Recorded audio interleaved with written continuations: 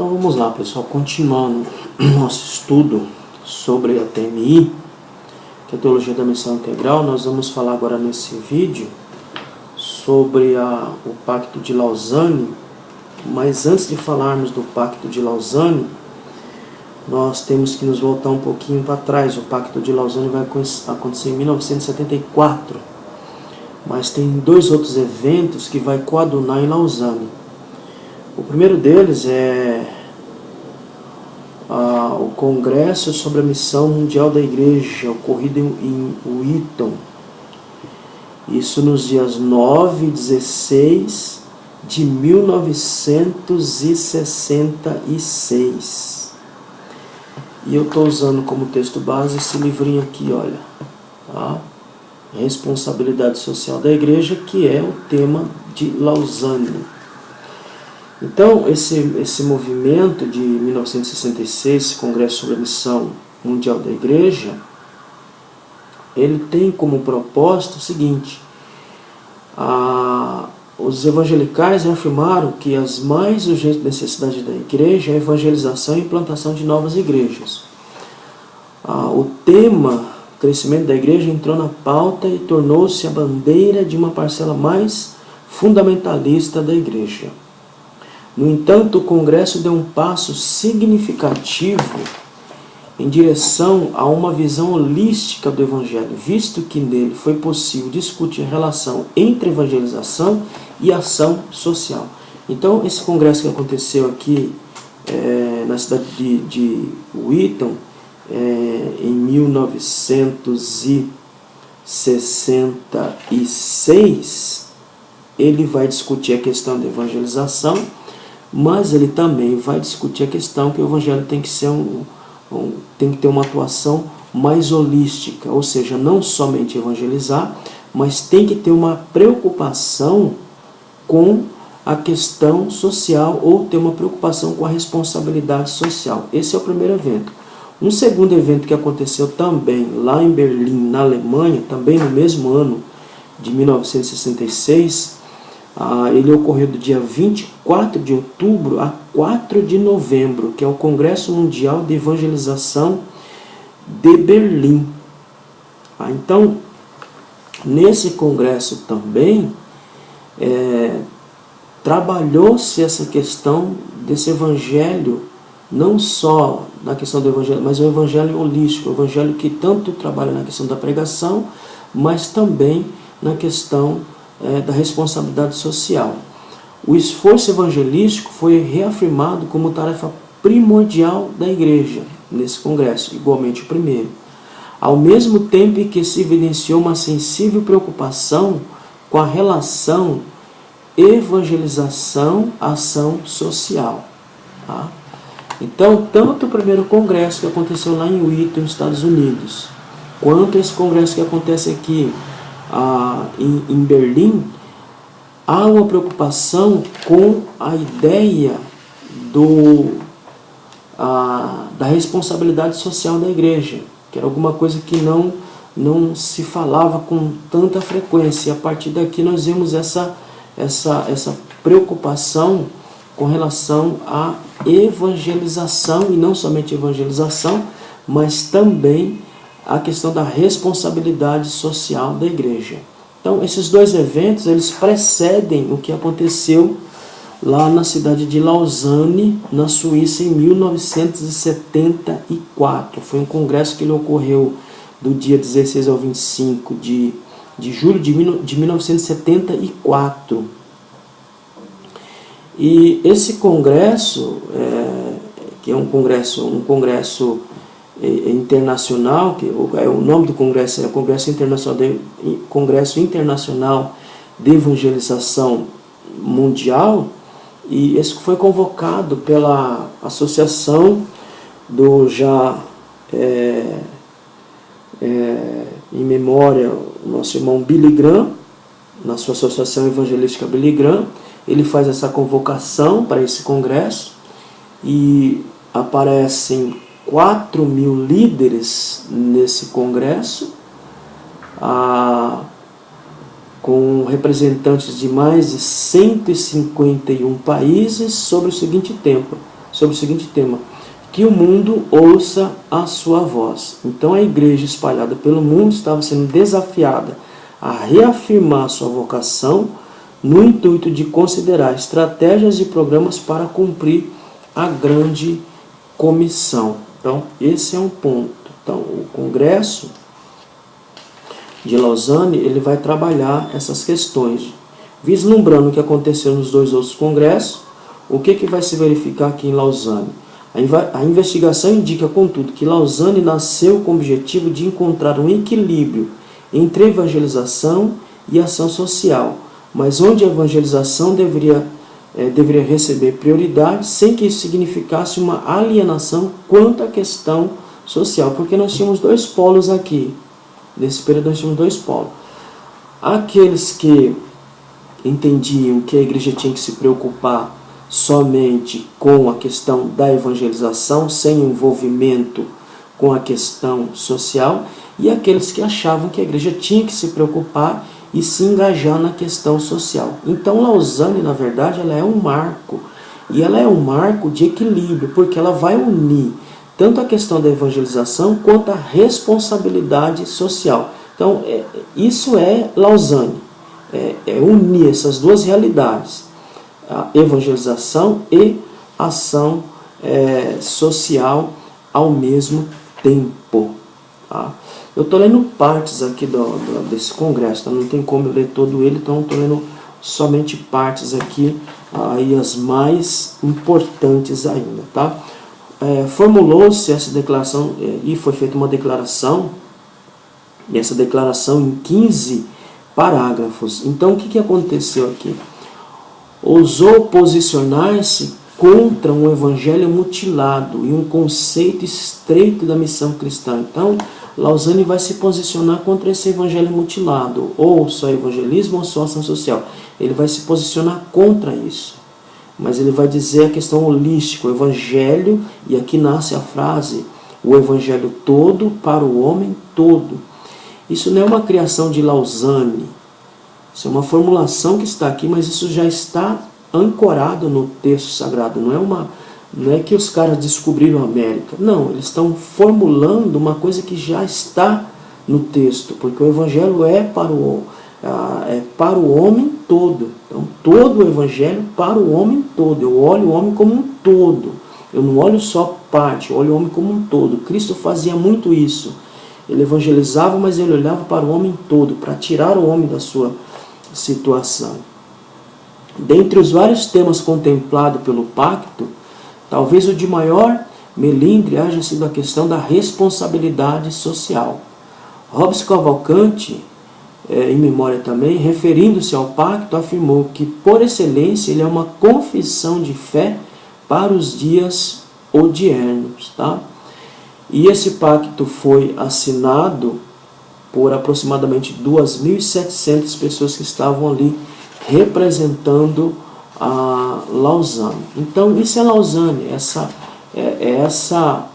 união entre evangelização e a ação social. Agora, o que é preciso entender?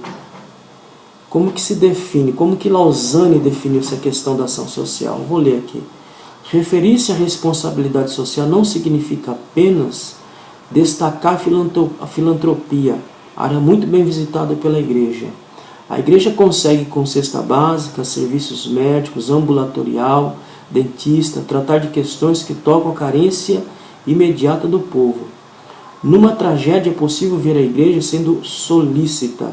Na região da Mata Pernambucana, depois de uma grande tragédia provocada pela chuva, foi possível ver a igreja evangélica mobilizar-se e engajar-se no socorro às vítimas. Toda essa ação, por mais saliente e importante, continua apenas no campo da filantropia. Eu vou explicar isso aqui. Não alcança as estruturas mais profundas que visem a uma grande transformação. Nós temos que diferenciar algumas coisas aqui.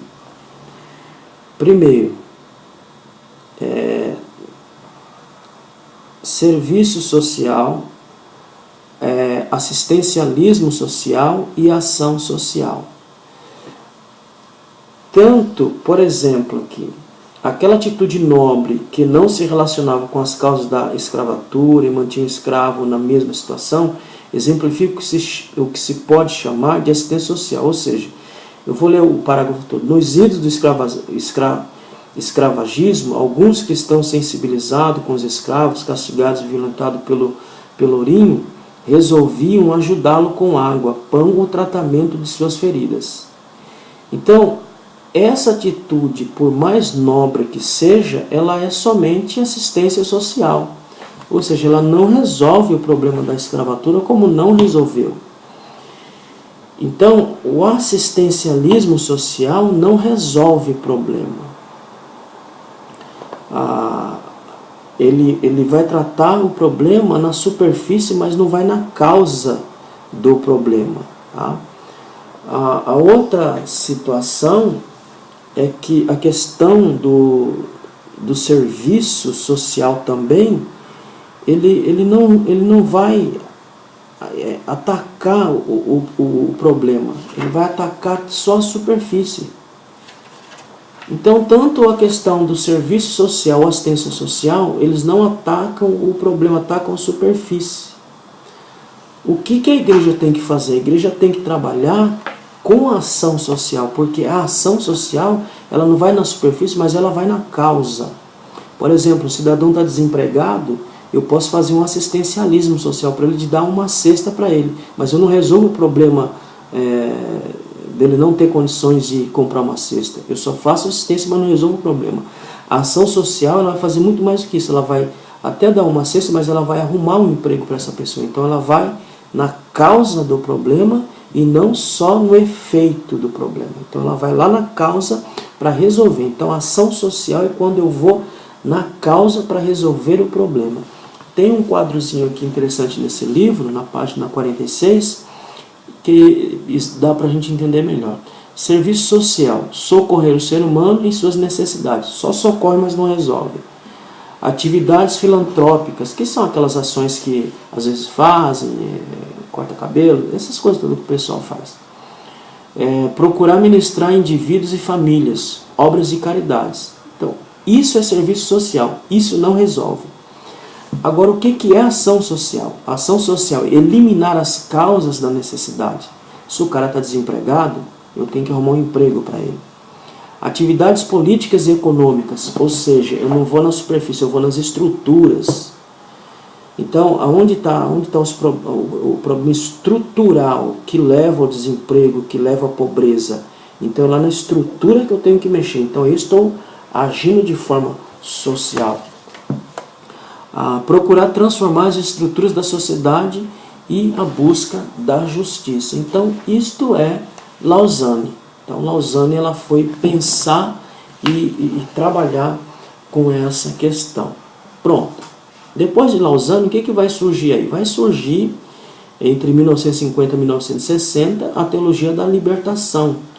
A teologia da libertação, ela faz uma reinterpretação do texto e ela vai dizer o seguinte: toda ação da igreja tem que ser para os pobres. Então a igreja tem que trabalhar em prol dos pobres, como que se agindo em relação aos pobres, a salvação da igreja estava em agir para tirar o pobre da sua pobreza. Então, em 1950, 1960, surge a teologia da libertação. Isso para dizer o que é TMI. Então, Teologia da Missão Integral.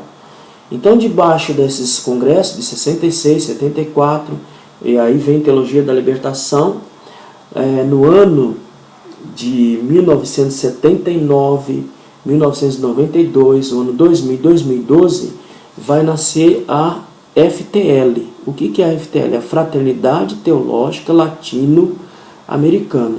Então, o que vai acontecer? 25 líderes, pastores, missionários, professores de seminário, de 9 denominações, se reuniram um ano depois em Cochabamba, organizando a FTL, Fraternidade Teológica Latino-Americana. Quem são essas pessoas? Samuel Escobar, Pedro Savage, Emílio Antônio Nunes, Ricardo Schultz e René Padilha, que a maioria conhece. Formaram a sua primeira liderança. Desde então, foram mais 4 congressos de evangelização, que eu já falei, 1979, 1992, 2000 e 2012. Então, a organização, organizada pela FTL, que demarcaram um campo teológico protestante latino-americano envolvendo igrejas, lideranças, publicações, eventos e movimentos nacionais, tendo como marco a integralidade da missão integral. Então, gente, aqui nasce o que hoje nós vemos em voga, que é a teologia da missão integral. Tá? Então, o seu surgimento histórico está aqui, a partir desses eventos. Lausanne, Teologia da Libertação, os 2 congressos que acontecem nos Estados Unidos e Berlim em 66, depois a FTL, essa fraternidade latino-americana, que vai voltar o seu olhar para a América Latina, para tentar resolver os problemas daqui da América Latina, e aí vai fazer uma reinterpretação do texto também, para criar uma nova metodologia de evangelização, para poder alcançar as pessoas e fazer uma evangelização holística. Aqui a questão do evangelho todo para o homem todo, mais ou menos assim, eu esqueci o jargão que eles usam. Ou seja, é a pregação do evangelho para o homem em sua integralidade.